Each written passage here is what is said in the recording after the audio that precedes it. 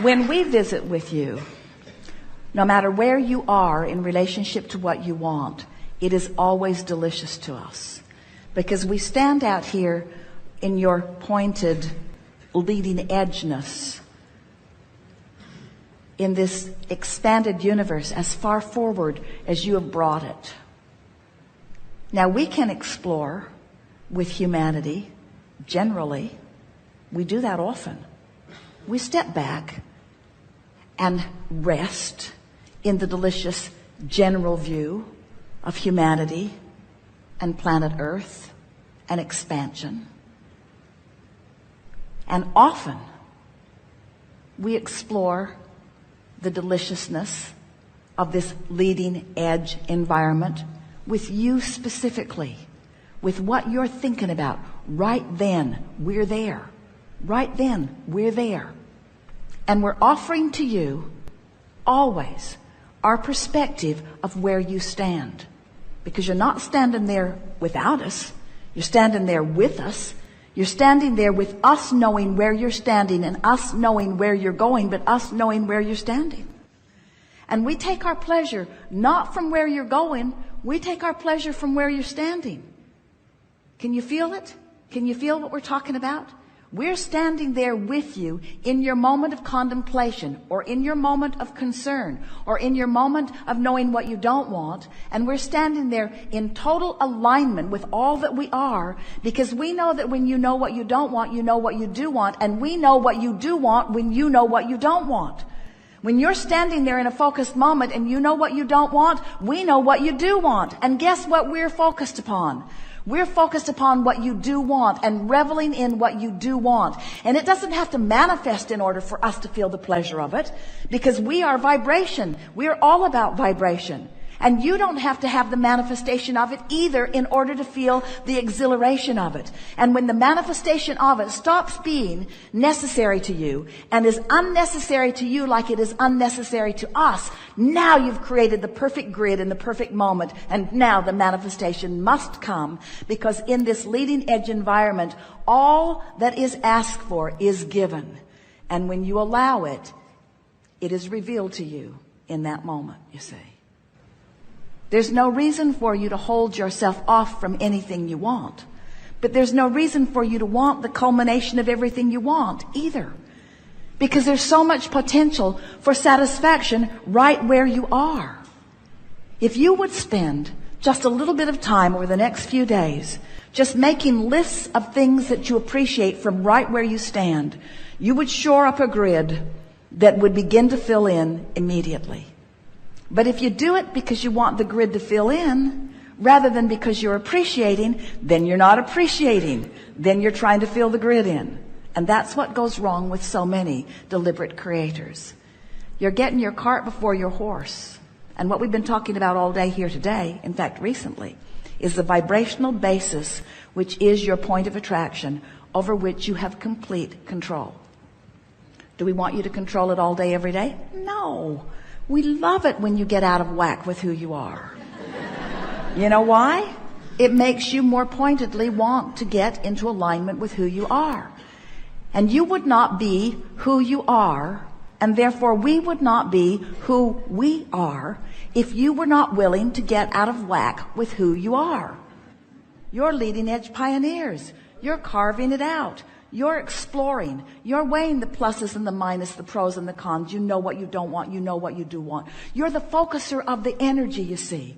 You just get us pointed in the direction of what you want, and we go all the way there and revel in it, and we hold steady to a vibration that can be the basis of your grid and is ultimately the basis of your grid. In other words, your vibrational grid is so solidly in that of well-being that in the moment that you release from this physical time-space reality, you will return to the well-being of that grid. But it is so much fun to be specifically focused with you in the specifics of your life while you are feeling good. We want you to never again feel uncomfortable about any negative emotion that you hold, because your negative emotion only means one thing. You are temporarily not in alignment with all that you have become. But no harm comes from your negative emotion. The greatest harm that you could identify, if you even wanted to use that word, would be you are depriving yourself of the good feeling that would be there if you weren't doing that thing that is depriving you of the good feeling. But that's as far as it goes. There are not things that you are doing that are depriving you of the goodness of your grid. It's stable, it's sure, it's true, and it's eternal. And you are here in this physical experience with powerful intentions to explore with delight and amazement. You are here to create and be amazed at what you have created. That's what the joyous growth, expansion experience is all about.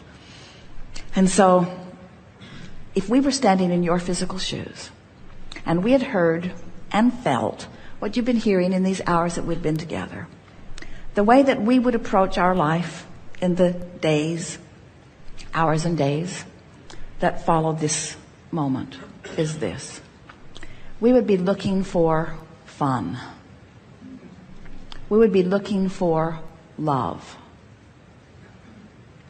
which means we would be looking for things to appreciate, which is what love is. And we would be looking for things to surprise and delight us, which is what fun is. And that's it. Somebody says, where are you going? Don't really know. Just looking for fun.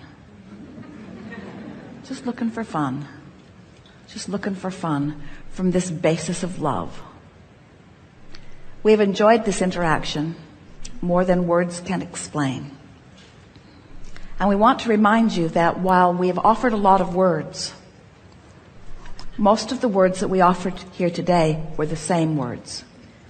You're aware of that. Grid, grid, grid, grid, grid. But along with the word grid, we've been offering your core grid vibration. It's been powerful and palpable, and you are forever changed. Your point of attraction has been altered as a result of your attention and focus in these hours that we've been together. And it is our promise to you that your grid will fill in with things that will surprise and delight you immediately.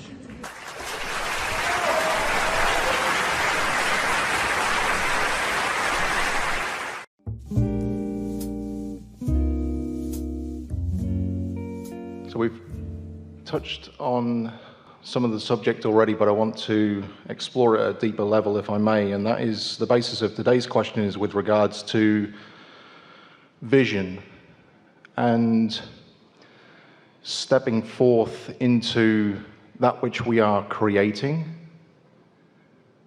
having more belief in that which you cannot see than in the physical reality of that which we reside. Oh, isn't that really what we've been talking about all day here today? That as thoughts are turning to things, if you need to see everything that is turning to before it turns to, you've slowed yourself way down. But if you are happy with the feeling and are willing to see it as you allow yourself to see it, oh, what a good time you're having. Fired up. Love it.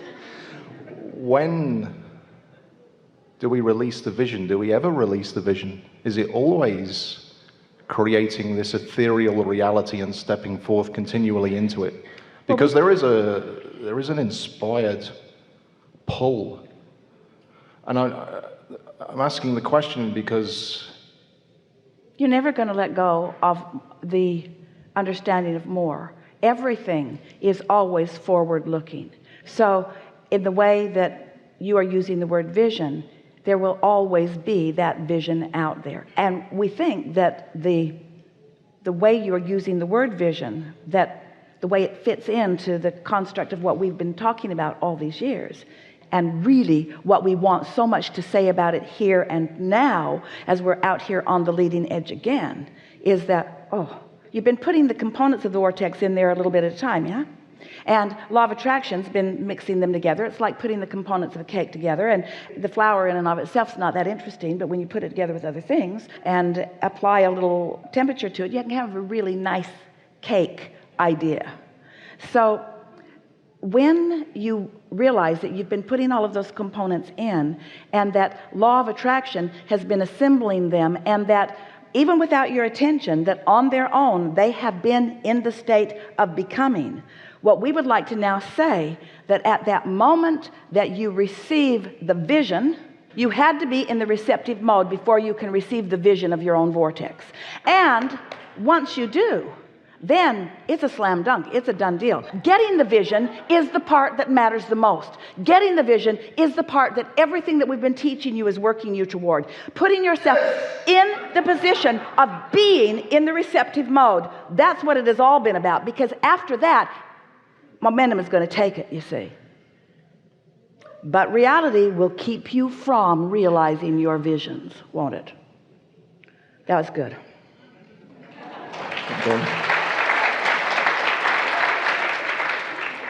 We really like the word you chose, the word vision. It put this receptive mode and this realizing of desire into the perfect context in what we've been wanting to say about it. Because when a desire happens, it has to formulate in your mind. You have to be able to focus it into something. And once it's focused into a vision, the heavens open and everyone rejoices and everything lines up for the absolute complete fruition of your vision. As far as you can see it right now. Right. Your vision is going to keep coming and coming and coming and becoming more and more and more. If we never say anything ever again, that will be enough. So a couple of things, because over the past week I've been conjuring with this idea about when in putting forth that vision and stepping forward in faith and not backwards in fear in terms of the becoming of it. Don't get too rambunctiously rowdy about making it happen. Revel in the fact that you did your work. You lived the life, you put it in, it mixed it up, and it became a vision, and now it is going to become, and see yourself as nothing more than a witness of your vision becoming reality. So a witness of it. A follower of the impulse, a sniffer out of the impulse, a living happily ever after of the impulse. Not a doer, not a making it happen, not an accomplishing of it, not a closer of the gap of it, just a witness of the inevitability of your vision now becoming a reality. Because all the work has been done. You stepped 1'd it, we stepped 2'd it, you stepped 3'd it, it's done. Can we talk about the power of decision? Where does decision fit into this whole context? Because well, think about the feeling that is present within you when you focus on a word like decision. The decision already feels like a confirmation. Well, a decision is not split energy. Right. When you've decided something, it's not split energy. And so when that vision occurs to you, that is a decision that the entire universe is in on. So you just have to not decide against it. Have you ever really believed something for a little while and then you start to doubt? And so really the work is to keep that vision alive, to keep yourself in the decision of leaning toward your optimism about it. So this took me down a route of holding on to the vision. But that's efforting. That's why we put the softer words on it. Now I've sifted, I've sorted, I've asked, it's stirred, it's cooked, it's launched, and I realized it. And now I am nothing more than, those were the words that we offered. Now I have nothing more to do than to be a joyful witness to the inevitable laws of the universe turning my vision into a reality. And all the stuff you do to mess it up comes in just what you're getting at right now. I got the vision. Now, what do I do? And we say, leave it alone. Right. Leave it alone. And that's the conclusion, that in the internal dialogue, when do you release it, let go of it, and allow it to be? Yeah, and that takes a little bit of practice, doesn't it? Because you're used to wrestling things to the ground and killing them. Oh, come on. I've been around the block. Well, we're not talking just about you, we're talking about all of you. In other words, I appreciate that, thank you. There's that feeling of making it happen. There's a sort of a feeling of accomplishment in making things happen. Esther likes nothing more than to make a big old hairy list of things to do and crossing them off and then parading the list around. Look what I did today. Ooh, I got that done and that done and that done. Well, to the extent that it's fun to do that, then that's an advantage. But we really want you to feel the ease and flow of all of this. Right. The natural ease and flow of all of this. Just follow your impulses. That's really what we're saying. Right. Follow your impulses. Get tuned in, and then whatever action occurs to you, follow the impulse. Got it. That's why I'm here this weekend. I followed my impulse. Yeah. Thank you. Really good. Thanks.